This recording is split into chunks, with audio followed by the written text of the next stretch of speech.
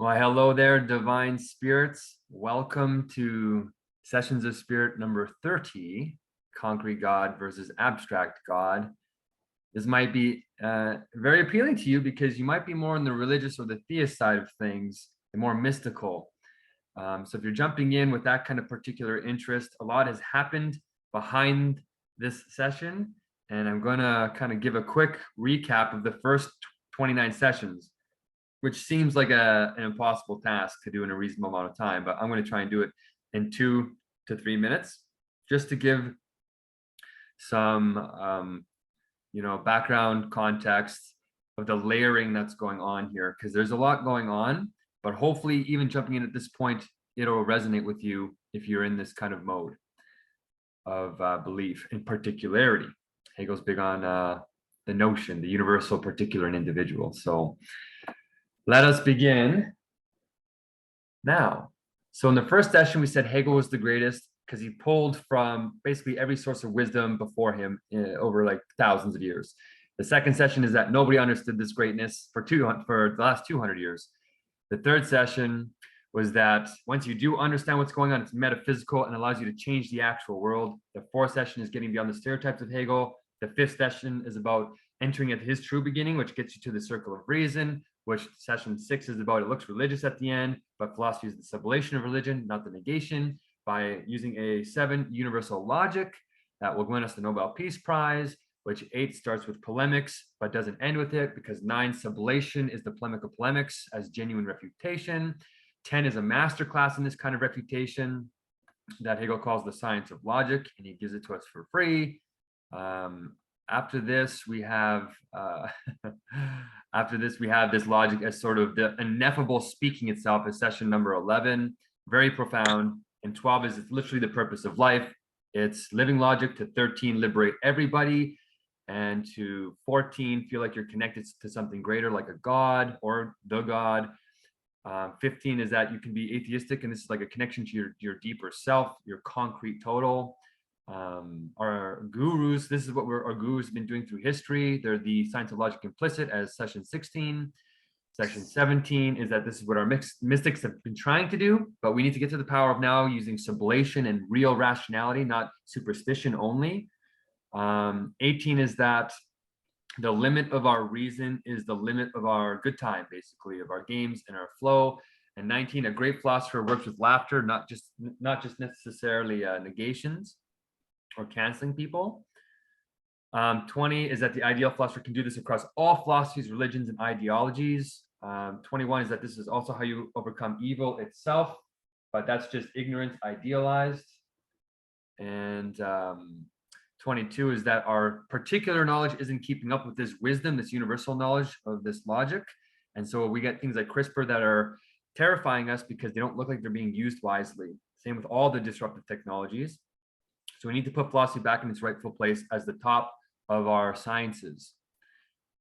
23 is that we have to make this logic concrete using practical tools like the synchronicity document of philosophies, and also using the wisdom quiz to test people's ability to sublate and think speculatively. 24 is that a new world spirit will immerse by this through interpersonal dynamics, conversations supercharged by the universal logic. The 25th session is that we have to do this practically. We can't just say we do it. We have to use real examples. We have to sublate, our actual religions in the world, or there won't be any real change. And we give examples to do that. In 26, we did the opposite and did that with existentialists and sublated them. 27 is that we did this with capitalism, socialism, communism to overcome the existential crisis it's creating. 28 is also sublating Buddhism, which is supposed to be an atheistic religion, paradoxically. And 29 is we get straight into atheism itself, and we sublate that as absolute atheists, using this universal logic as not revelatory, but actually genuinely justified and rational. So this leads us to today's session, number 30. And the title, of course, is 30 SOS. SOS stands for Sessions of Spirit, but also has a double meaning, like save our souls, because genuine philosophy is practical philosophy as well, a living philosophy that's supposed to make the world better. And right now there's a problem where we have abstract philosophy, which is more theoretical, and it's not really changing the world or engaging the world with this deeper philosophy, whether academically or colloquially. We're going to do both.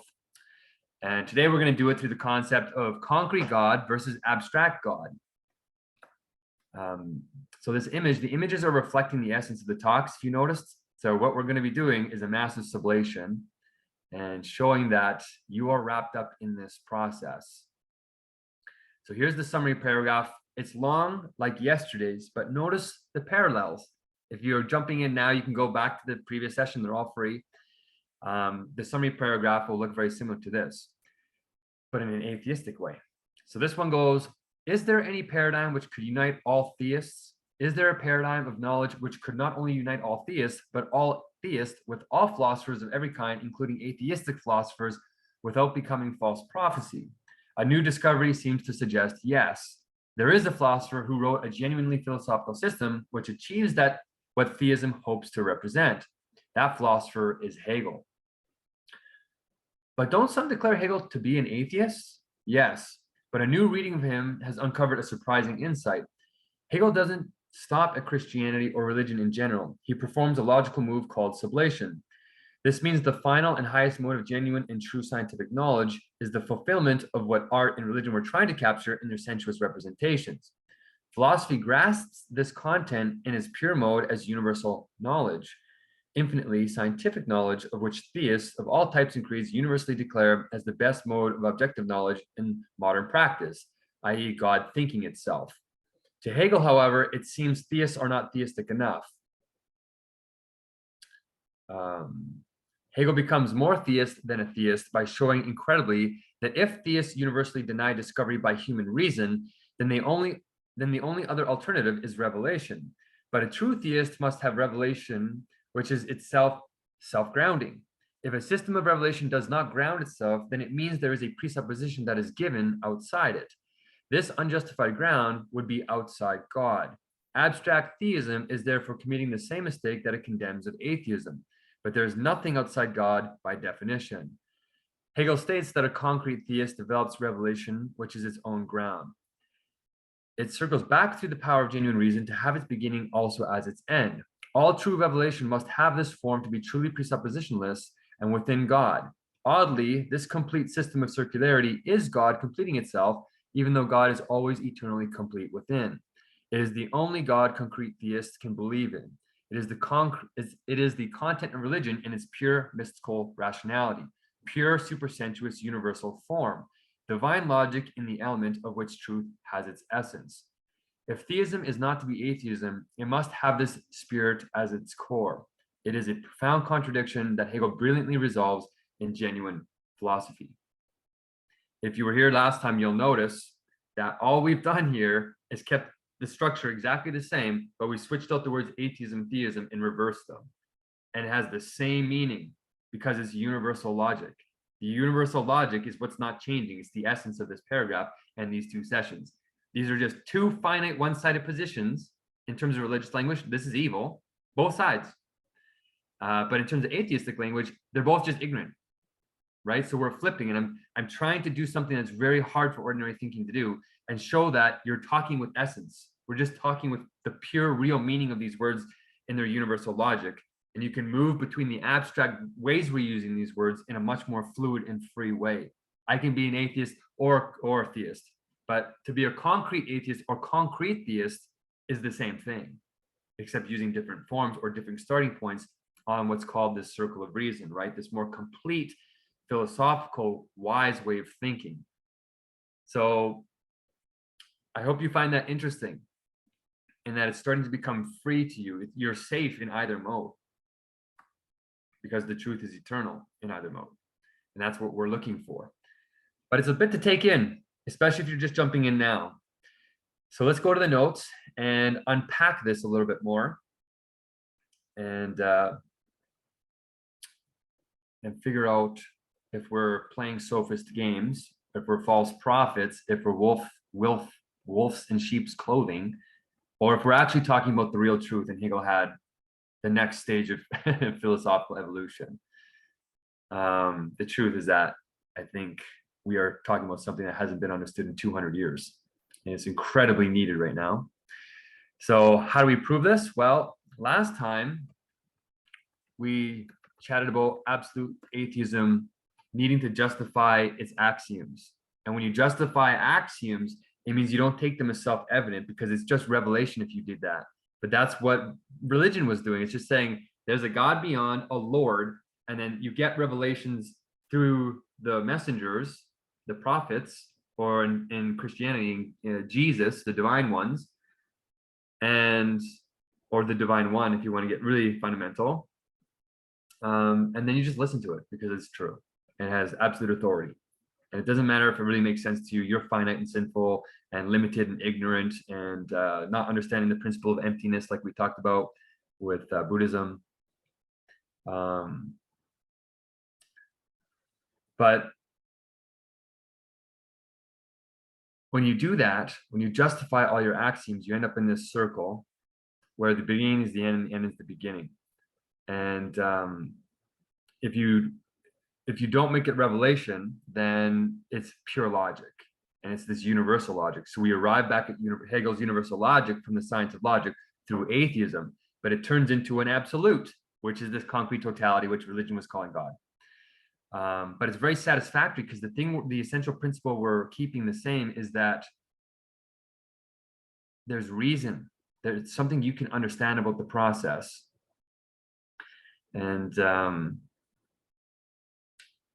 you need this to sort of develop yourself into this higher cognition. This absolute is in you, but you can't grasp it in just an intuitive way. Some people do, but to really think through it, you have to have these determinations, and it requires you to be doing it. You have to do it. So this gets us in today's session, number 2. How do we bring these two contradictory worlds closer together in a genuine sublation? And remember, genuine sublation is not this cancellation. It's this growing, living, plant-like evolution. And it happens in our pure thoughts, and it happens in the world. So how are we going to integrate these two? The world of theism and religion, and atheism and secularism. Well, that sublation is you. When you're a genuine philosopher, you are able to hold oppositions without succumbing to either side. And there's some colloquial sayings about philosophy, even in abstract philosophy, the sort of incomplete philosophy that we have in the world today, that says that a great philosophical mind can actually hold opposing positions without giving in to one right away. You can explore both with a freedom of mind that is uncommon to ordinary thought, because ordinary thought is neurotic. It gets pulled in from this place of universality. It gets pulled into a particular, and it gets stuck there. And then if it sees an opposite particular, it wars with it. And then it goes the opposite way too. And that's what our culture currently is like. And that's why it's painful, and we're lacking genuine philosophy. So you can solve this problem in yourself, but also become an agent that can bring this into the world. But if you want to look at this in a little bit of a more profound way, you are just doing the science of logic, right? Hegel's famous masterpiece, the beginning of his system. You're internalizing it. That's the linchpin. That's the thing that gets you from your original sin, your finite thinking, your ignorance, your lack of emptiness and appearance and illusions. That's what gets you out of that back into the right order of things, the real scientific order, the divine order, the right way of thinking about thought itself. And a lot of people who read Hegel say, well, especially the abstract atheists, right? The concrete atheists will interpret the science of logic the way Hegel means. But the abstract atheists will say, no, you read the logic as a subjective process, a Kantian process. It's happening just in your head, and you're projecting it onto the world to try and interpret the world, the thing in itself. But that's, as we've shown previously, that's not what Hegel was saying. He's saying that this is objective logic and subjective. It's the essence of you and the world. It's really real. And the science of logic is really God's mind thinking itself.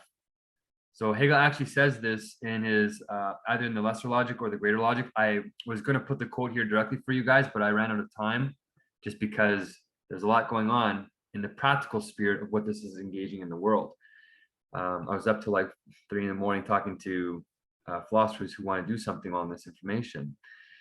But he does say that this logic, as boring as it sounds, you're combining two boring things together, logic and science. Well, you know, how can you get more dry? But then he says something that's the opposite of this dryness. He's like, wait a second, this is God's mind thinking itself before the world was created. And you're like, oh, he's getting back to the religious mode. The abstract atheists are freaking out. But the concrete atheists are like, yeah, that makes sense. It has to be that way logically, because the order is what justifies the axiom of the beginning. The beginning is really hard to justify scientifically, because how do you begin eternity? It's a contradiction. You have to do it speculatively. And that's exactly what Hegel does. And that's what the concrete atheist grasps. But because Hegel was in the 1800s and they were still enmeshed in the religious mode of consciousness, it was very dangerous to come out as a pure atheist. And, the French Revolution was opening that crack a little bit, but it opened the crack to abstract atheism, which is why we got the terror and all this, like, random logic. You didn't have universal logic. That's the concrete atheist stuff. That's the God stuff. And so you'll hear these contradictory statements that Hegel makes that look contradictory, where he's like, he loves the French Revolution, but he hates it. And it's like, well, now we know why. It's because they're throwing the baby out with the bathwater. Hegel says you have to preserve something that's good from the previous stage to have this kind of more stable next stage. But most people are abstract thinkers, so they just throw the baby out with the bathwater because they're just canceling everything. But we're not doing that here. And Hegel gives us a big clue to how profound this really is. And this relates to you. When you grasp this logic inside yourself, guess what? You're technically God's mind thinking itself. And he wants you to understand the logic. That's the point. If you don't understand the logic, you don't determine it for yourself, and you're relying on some other authority, you're not going to grasp real God, because you're not able to grasp God in just the finite categories in their static form. It's the movement, it's the dialectical, speculative, infinite thought interchanging into itself. If you try to resist an opposite pair conceptually in your finite mind from turning into its opposite, you can't do it. You can try to do it, you can kind of abstract away from it, but it moves itself. There's like an infinite power there, where like black turns into the white turns into black. If you try and hold them separate, they like become indeterminate, and then it turns into pure nothing, and it starts the whole process again. So this is really kind of emphasizing the theme of all the talks, is that we're returning to something profound in ourselves. And the mistake of 3,000 years of philosophies, except for the mystics, and there are mystics in religious consciousness too, but they were generally ignored because they didn't have the power. So when you make it beyond, you can't do this thing. You can't do this God's mind thinking itself. You can't grasp it immanently in yourself. But all the religions in some way or another say that you should. So this is what it means to think concretely. This is where we move from abstract God to concrete God. And it's you. You are concrete God. And you're needed to realize this, to realize God absolutely concretely. Otherwise, there's an abstraction. You're abstracted from the world in some way. So it's not real concrete God. So we say here, well, concrete means two things. It means it's not a beyond, it's not indeterminate. So, it's not this abstract God. It's not the Lord, as we covered in previous sessions. It's not the thing in itself from Kant or the noumenon. It's not the impulse from without, from Fichte. It is absolutely immanent as well. You can grasp it. And the second part is it is infinitely and completely connected in itself. So this part is what we're going to be touching on a little bit more in this session, is that when we say everything is infinitely connected, we're saying that you two are being infinitely connected. Before we alluded to this, right? But I didn't really get into the determinations of it. But now it's kind of saying that connectedness is really incredibly important with concreteness. That's why Hegel's using this word. The opposite of concrete is abstract. So that's the dialectic we're exploring here. And Hegel uses it through his entire science of logic, in his entire encyclopedia. So now you know why they're really, really important. But it's really easy to kind of grasp once you think about it. The very first thoughts in the science of logic is pure being and pure nothing. These aren't really concrete thoughts. These are so abstract, concreteness doesn't even exist yet. That's how abstract they are. That's how close to less than nothingness they are. You can't start with anything less. That's why it's so profound how Hegel gets us in touch with these true thoughts. The first concrete thought, he says, in the science of logic is actually pure becoming, where you grasp these two opposites together. You kind of know that they're together in some way, but they're immediately vanishing into each other. They're like barely together. You're barely able to think them. And the more concrete that's all you're doing in the science of logic. These connections are becoming more and more concrete. And you are a version of this. You're just in sensuous reality, trying to hold the world together in some kind of rational structure that is concrete for you. That's why you think you know the world. And that's what the ego is trying to do. It's trying to approximate this godlike nature of holding everything together with an inner unity. This is what the universal logic is. This is why Hegel says there's only one science. It's the science of sciences. What we're doing in modern science is broken up versions of this concreteness.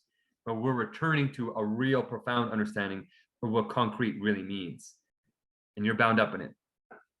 So technically, you're a window into this God thinking itself world. This is the immanence. You're actually developing yourself as an Übermensch, but you're also returning to your absolute choice. Before you might have been determined in the realm of biophysics or whatever is determining you or influencing you. You're only free in pure thought, where you can rise above the one-sidedness of nature or the irrationality of nature. So technically, all this comes to say, you are on the circle of reason. You're not just thinking the circle of reason, you are actually on it. This is what it looks like. Boom. So we've given a version of this circle before in a previous chat, but we only gave it in terms of essence, nature, and spirit when we're talking about existentialism and making that distinction clear. But now you can kind of think of it as just yourself. So where you formally emerge as a finite creature, a finite thinker that doesn't realize that your concrete nature, is here in spirit, at the very beginning of spirit. But spirit develops, and you slowly start to realize, you start to concretize yourself as an Übermensch or absolute spirit, and you realize that you are discovering the profound eternal essence, but also achieving levels of knowledge that approximate all-knowingness. And then you start to realize your connection with the world is being blurred, where you're creating the world and the world is creating you. You're God creating the world and you're God having already created the world, following your own providence. You know, there's this incredible back and forth happening that you can talk about from the personal level or from the God level. It's just one-sidedness again. They're both true, but also limited. And you think, well, God's not limited. Well, technically you're right. But technically that's what the cunning of reason is that Hegel talks about from the more rational atheistic perspective, is that God has to free itself from itself to know itself externally. God always knows itself immediately. Once you achieve all knowingness, absolute spirit, you know yourself immediately. You know it all. It just all makes sense. It's absolutely coherent. It's perfect science. But to grasp it sort of externally through absolute spirit, this pure version of itself has to other itself. And it does that through its own freedom. And then you kind of realize that you're all parts of the circle. You're the circle itself. You're the whole thing. You're the absolute. And so you identify with every piece and you stop abstracting or trying to cut out nature, or trying to cut out essence, trying to cut out spirit. You know, all of our religions in some way or another, or all of our ideologies are in some way or another cutting this out. And if they hold it concretely, then they cut you out of it. You know, it's just a system. But we're doing it all here. We're doing it all. So to make this point more clear, you know, you are the concrete God, absolute spirit. You are this external reflection. You are this cunning of reason that we talked about in session 17. But Hegel develops a kind of special language to really make this point stick. And these words are kind of confusing, and he uses them sometimes in opposite ways, it feels like. So there's more to these terms than what I'm about to say. But he develops this being in itself, being for itself, being in and for itself. You're going to find these all over the place in Hegel's system. A lot of Hegelian scholars think that this only occurs in the phenomenology of spirit, which was Hegel's first masterpiece, where consciousness already exists and it's experiencing the world in and for itself. Things belong to its consciousness. It only happens in consciousness. But no, these terms are found in the science of logic, because remember, the thoughts are thinking themselves. You're not there. If you did the canceling of sin properly, if you did the absolute negation properly, you're not there to do the thinking. You're implicit. You're just watching. You're an observer. These thoughts think themselves. You're just watching them go through their dialectical process. And if you want to know what's moving pure thought, think of it this way. This is a more concrete religious example, but it should help. In Buddhism, everybody sort of knows yin-yang. Yin-yang is kind of like the opposites contrasting with each other in a very easily understandable way. How these pure thoughts are thinking themselves is literally through the yin and yang, trying to separate themselves and returning to themselves. And they're just doing this over and over, but they're sublating themselves. There's an extra movement that Hegel grasps that isn't easily caught in the yin yang, but it's kind of implicitly shown, because you got the two sides, the black and white, and then you got the dots in between them. So they're opposite colors of the dots. The dots are inside each other's opposite. That's kind of the sublation. You're really getting them distinct, but they're mixing, but you're able to hold them in this unity. So when the thoughts are developing themselves, they're in a relationship. The categories are kind of belonging to themselves. And this language is to kind of show that there's a belongingness happening. There's a relational thing happening where you can speak about all these categories developing as sort of like nouns, but you can also talk about them all as verbs, and that their relationships are what are defining what they are in any one moment. And you can't really separate them, because when you try and separate them, that's the abstraction, that's the fakeness, that's the ignorance, that's the finite thinking coming in. So this is, I think, a kind of language that Hegel's developed to really speak about a perspective of the categories thinking themselves, us thinking the categories, both of them happening at once in this really profound concreteness. People have been debating about this for quite some time, but how you can think about it is being in itself is like that first moment of the triad. I'm going to show this later. And then the second moment, being for self, is the second moment. And then being in and for itself is sort of the sublation of both of those things happening at once. But it really comes down to pure thought. So here's a quote to kind of show that you're connected to this, and that it isn't just in your head, but it's also not just in the world. This is happening in between you. There's a concrete way of talking about pure thought. And here is Hegel giving an example of it. He's saying, to speak of thought or objective thought as the heart and soul of the world may seem to be ascribing consciousness to the things of nature. We feel a certain repugnance against making thought the inward function of things, especially as we speak of thought as marking the divergence of man from nature. So remember, in the 1800s, evolution, Darwinian evolution, hasn't come on the scene yet. So humans are these mystical, kind of like God-like people in religious consciousness that stand above and superior to nature itself. And we're not connected to it, because if you're connected to it, it conditions you, right? So Hegel's starting off with this, and this is why we end up with the Lord, and we don't understand this concrete godship in ourselves, is because this exact attitude of superiority. If you just realize why you are superior in the real rational philosophical way, which isn't just denying nature, but embraces the ideality of nature, that's when you realize that you really are superior, but also the same. And so he wants to create this more concrete way of thinking about it. And he's saying the people of his time aren't doing it. And he's staring it in the face right now. And he's saying, you guys are wrong. Actually, nature and human beings do share something in common, as much as you don't want to believe it. So how does he do this? He gives some examples of how people try and butter it up and try and make distinctions to make it look like they're not the same. But here he's going to come against that and say, or sublate it. He's going to say, from what has been said, the principles of logic are to be sought in a system of thought types or fundamental categories in which the opposition between subjectivity and objectivity in its usual sense vanishes. That means you and the world, this abstraction that keeps you separate, goes away to Hegel. You actually become one with the world in a profound sense that involves this notion of thought. So what kind of thought are we talking about here? He says, the significance thus attached to thought and its characteristic forms may be illustrated by the ancient saying that nous governs the world, or by our own phrase that reason is in the world, the more atheistic secular term. But nous comes from I think most famously from Anaxagoras, who is a pre-Socratic. So right before Socrates comes on the scene, Anaxagoras was famous for saying that pure thought was kind of everything, but he didn't really define it. He couldn't do what Hegel did and show us what that actually looks like what these pure thoughts look like that are in the world, in nature, and everything. He just kind of gives it to us in this abstract kind of way, which is like the Lord and the indeterminate God, the Jews, and basically everybody except for Hegel and some of the mystics.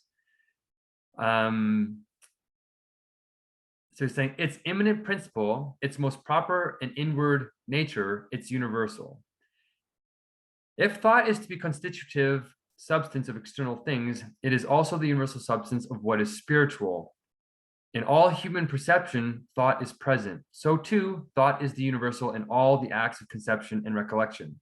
In short, in every mental activity, in willing, wishing, and the like. All these faculties are only further specializations of thought.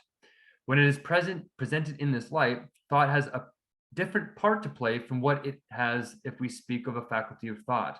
one among a crowd of other faculties, such as perception, conception, and will, with which it stands on the same level. When it is seen to be the true universal of all that nature and mind contain, it extends its scope far beyond all these and becomes the basis of everything.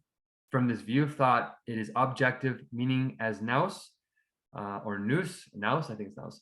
We may next pass to consider the subjective sense of the term.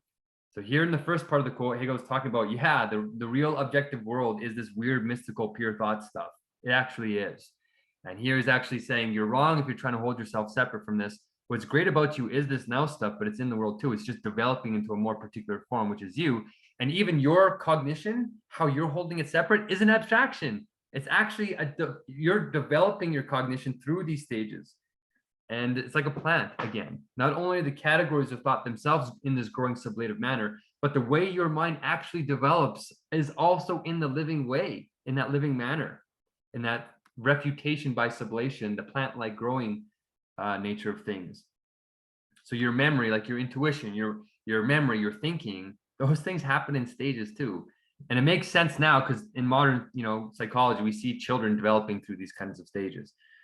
So this is very kind of novel and prescient of Hegel. But he kind of says you as an I kind of break out of this animal thinking. We covered this before.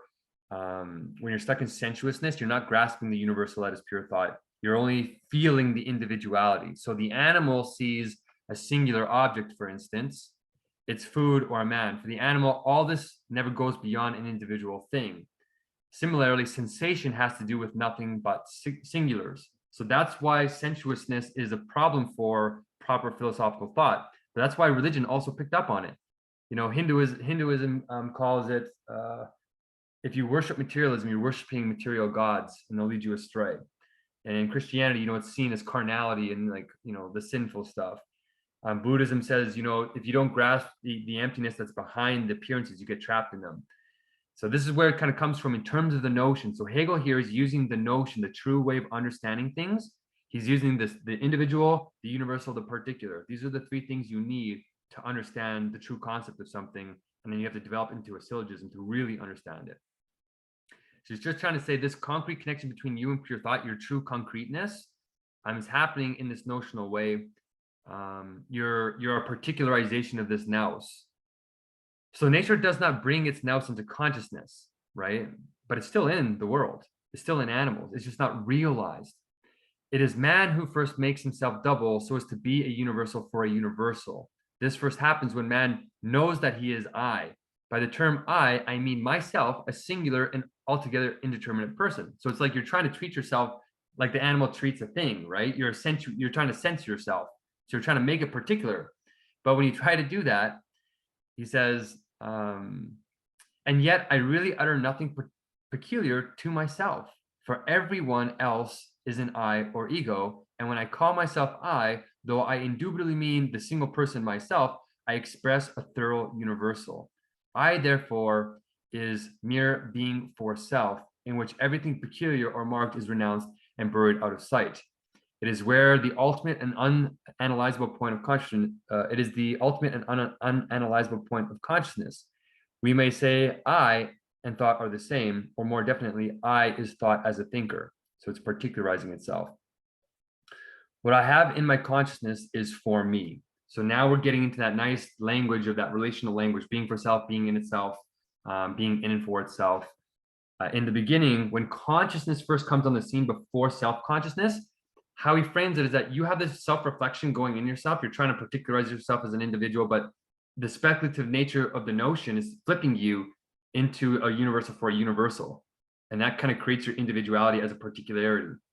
And this, you technically are the notion, this pure thought category in the science of logic. You're just repeating the movements in a finite sensuous form because you're a finite creature in nature, right? So he's pointing out this kind of contradiction, but in the beginning, it only happens kind of in yourself, and then you have an object outside of you that's not really wrapped up in this. It's just you realize that you have an object for yourself. You realize it's actually there, and it belongs to you in a certain way, but it belongs to you as not you. So the object is something that you don't recognize as yourself yet. It's the actual other. It's otherness, your enemy, your prey, whatever you want to call it. but it still belongs to you. You realize the belongingness in a very nascent way. It's your object, and you don't recognize yourself in it yet. But when you do recognize yourself in it, like we talked about before, that's when you start going up into master-slave dialectic, and then you sublate that into universal self-consciousness. The object becomes another I, and then the relationship between two I's is really your higher concrete self realizing yourself. And I think it's just brilliant how Hegel is doing this. He's doing this purely logically. And I think he's right because it's so consistent. But it really bothers people to realize that you are this pure thought and it's in nature and you're connected to it. So our atheists who believe in Darwinian evolution don't have a problem. But Hegel's saying that this is more than just random evolution. The science of logic was an eternal thing happening in the objective realm, God thinking itself, right? It's perfect logic. It's non-axiomatic. It's the axiom that's no axiom. But I hope in this paragraph, it's making the concreteness, the relational stuff more apparent. So he says, in other words, it is not a mere universality and nothing more, but the universality which includes in itself everything. So technically, everything, like the soul is reflecting itself outwards, all the conceptions and all the determinants already exist logically. So you are just returning to this understanding of the universals in their proper order and relationship to each other. He's just saying that normally we don't think about it this way. We take the I for granted, which is why people don't understand speculative thought. He's saying that even when you think you're perceiving and you're intuiting, you're not thinking, you're actually still thinking. It's just that the explicitness of it is the problem. And our philosophical consciousness is bringing these universals in their living concrete nature outwards. And Hegel did that through the science of logic, and we're internalizing that, right? And that's kind of this whole point of being in the image of God. So being in the image of your destiny, your Übermensch too, if our atheists are cringing.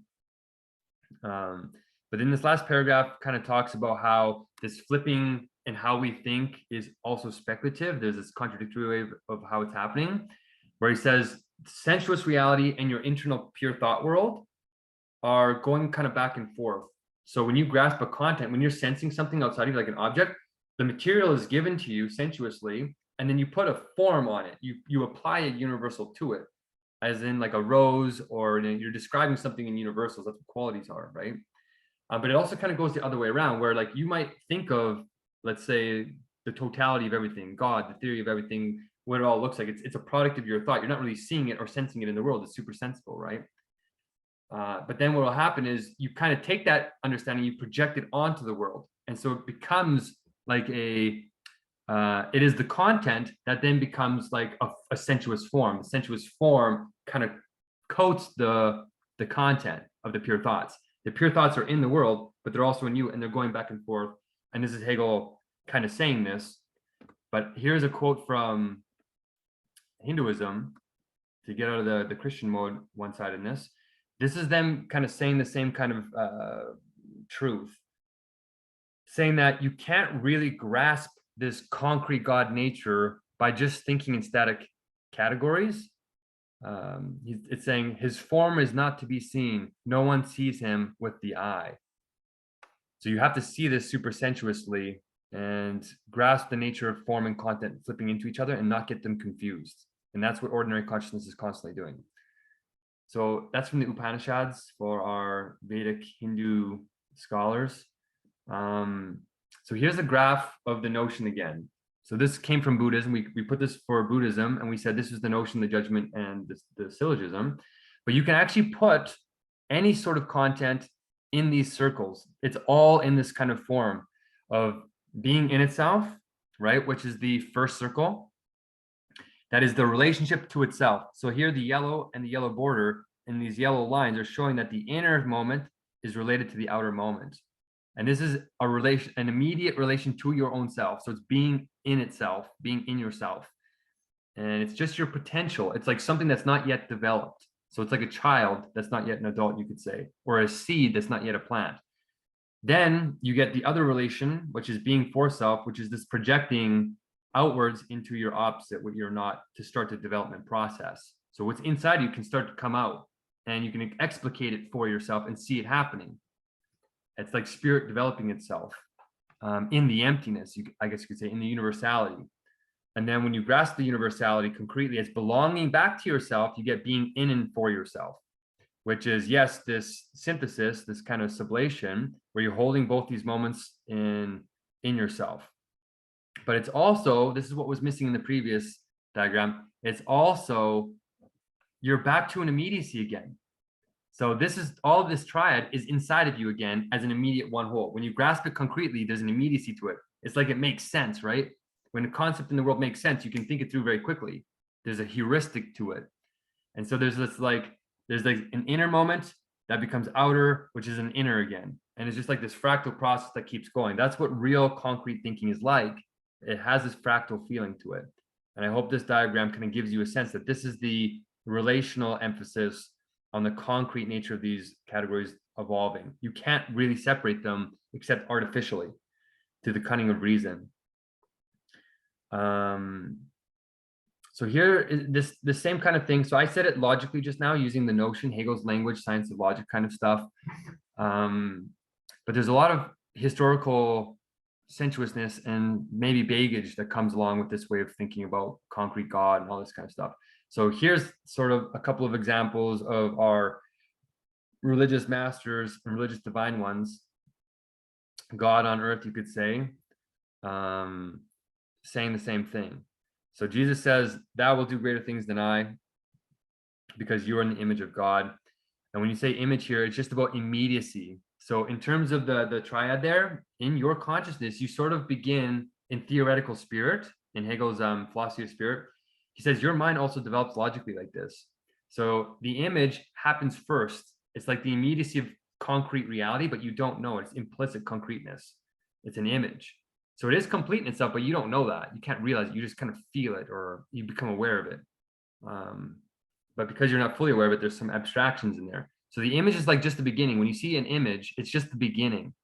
And then it kind of explicates itself into an actual reflective form where the image is expressed and understood. And this is what spirit is supposed to be in the Christian religion. So when you see you're in the image of God, it doesn't mean you can't be God or think God concretely. It just means if you stay in the image, you're not going to actually become it.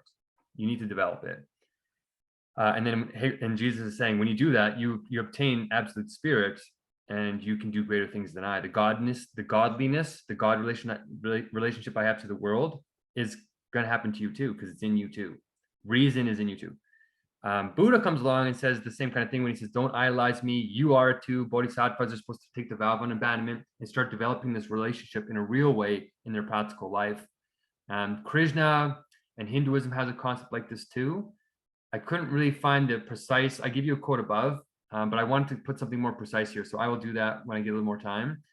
But it's kind of like these gods, this knowing of God can happen for you. You can realize it. Even though Brahma is this beyond in the beginning, and the polytheistic way of thinking about it is not concrete enough. So that's why Hegel criticizes it, is because the full nature of the polytheistic gods in one God is said in a strange way. Most people take Hinduism to be polytheistic only, but there is an element of a one God going on, except that the way that it's connected, the universality, is not concrete enough for Hegel. They're kept too separate in his mind. But I think his knowledge of Hinduism was not totally fulfilled, and that when we drill into it, we will find sensuous versions of the same logic, because it persisted in time, just in religious consciousness.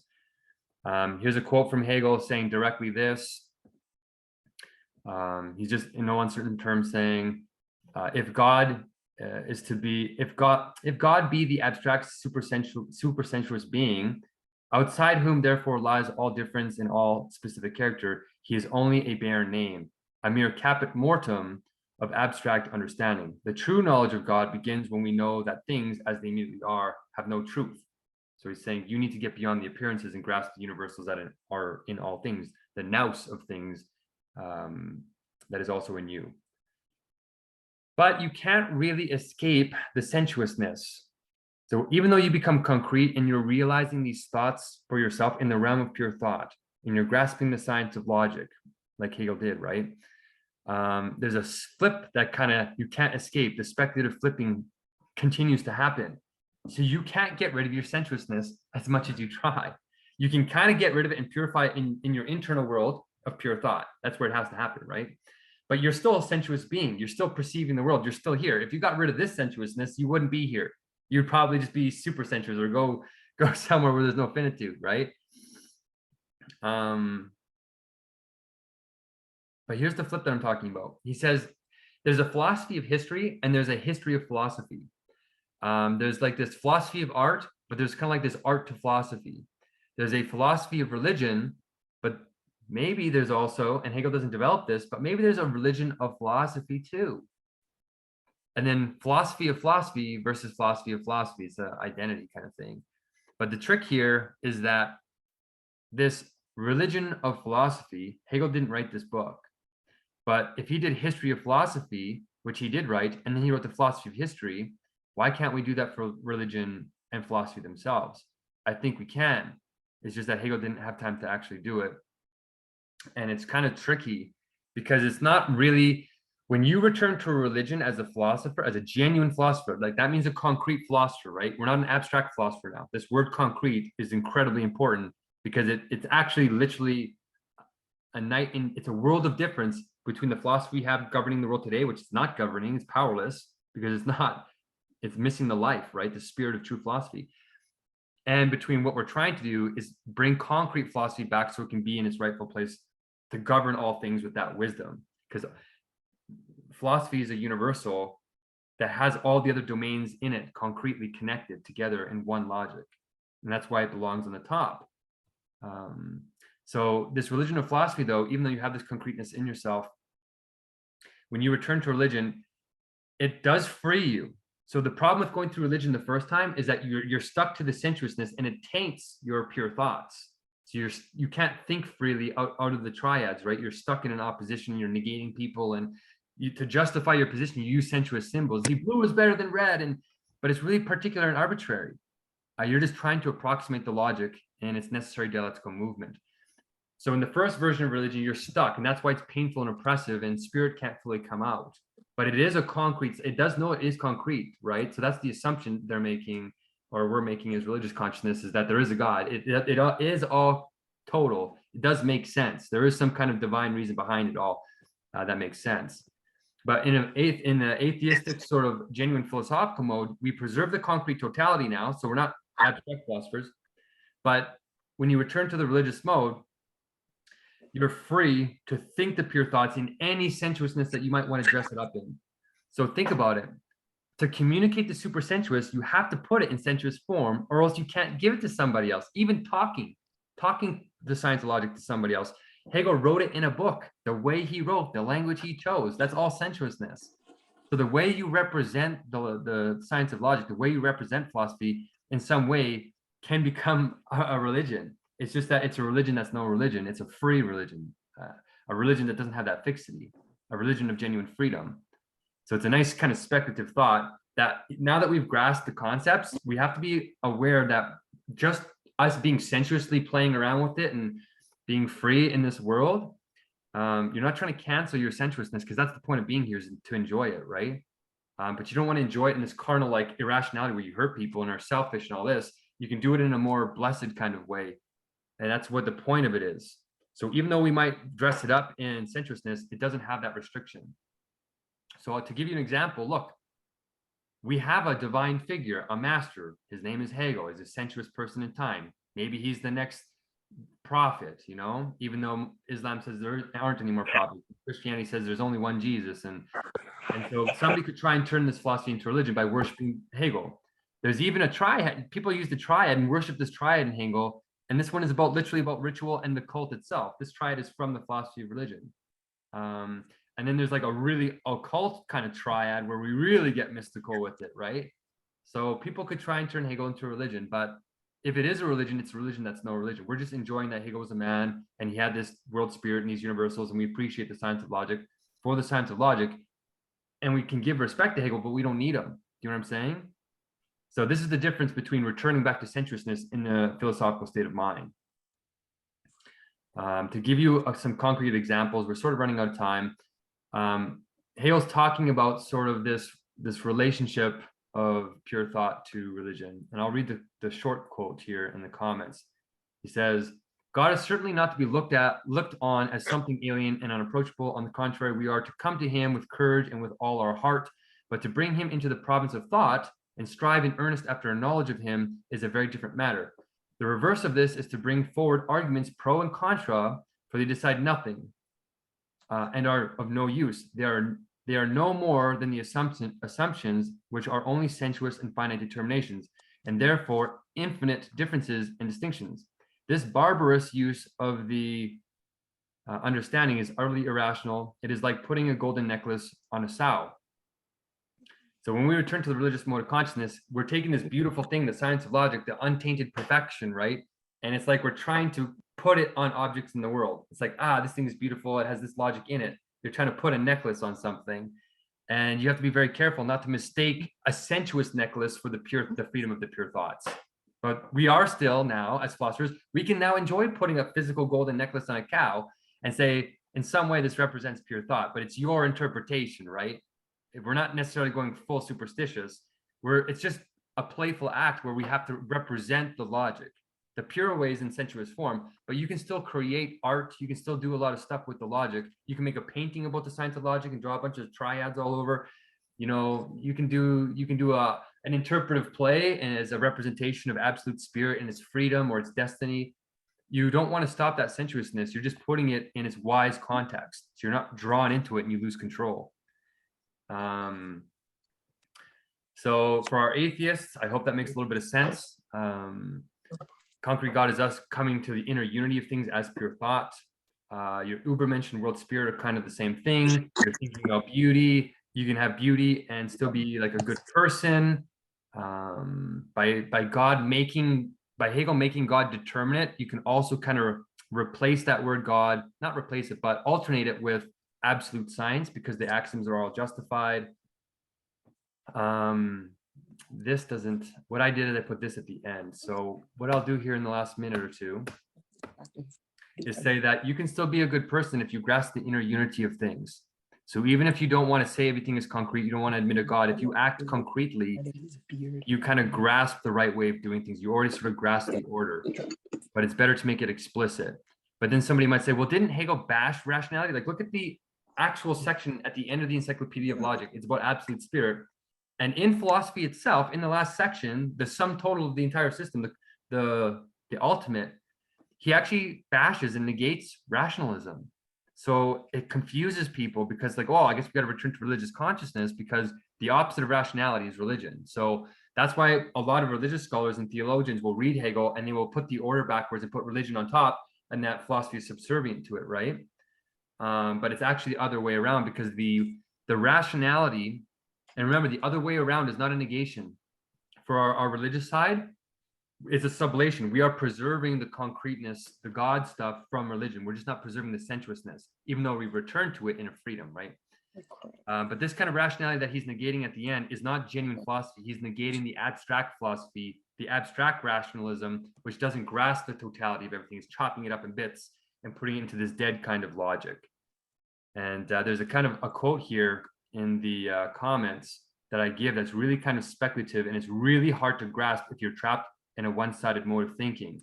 He's saying piety in particular, which with its pious airs of superiority fancies itself free to dispense with proof, goes hand in hand with empty rationalism. So he's saying there's something about religious consciousness that's empty, and there's something that's also empty about rationalism. You can do them right and you can do them both wrong. And he's saying this is how you do both of them wrong. It's the abstract nature of them. It's the opposite of the concrete nature that we're talking about. To do those both right, you have to do them concretely, which requires the science of logic and the universality of logic.